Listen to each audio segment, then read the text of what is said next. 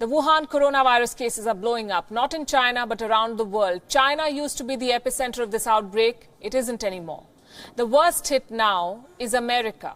With the highest number of cases, the Wuhan virus has killed more people in the US than in 9/11 or the Vietnam War.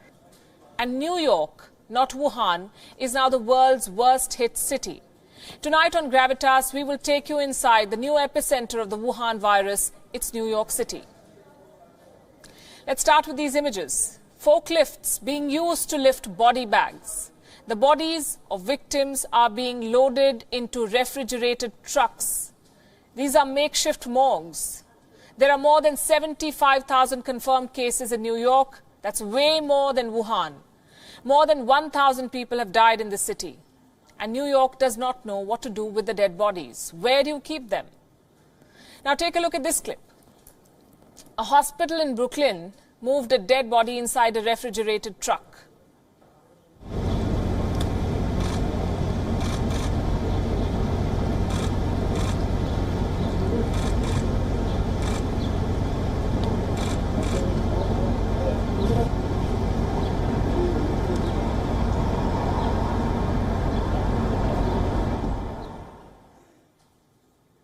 Tragic. The death toll is expected to rise, so hospitals are preparing for it. A hospital in Manhattan has created a makeshift morgue outside its facility.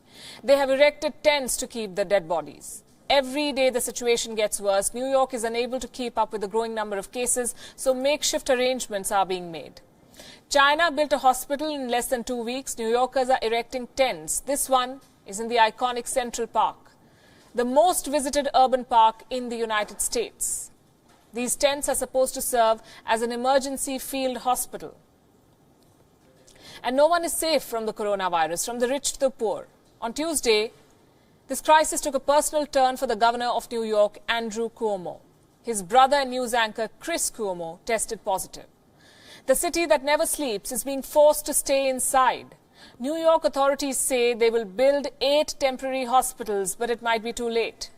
The hospitals are overwhelmed. Doctors are running short of supplies. People are scared. On Monday, dozens of workers of Amazon staged a walkout.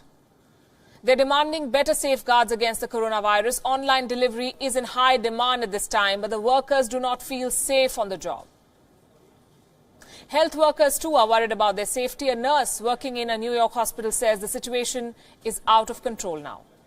The exposure is constant and is so much that it's just a matter of time before we all have it and we all get it. It's just, there's no way to avoid it because it's constant. The exposure is constant. And like I said, even if we're not being exposed through the patient so much, we are being exposed through each other. The United States is in a very bad shape, and New York is the world's biggest hotspot now. The city recorded its first case on the 1st of March.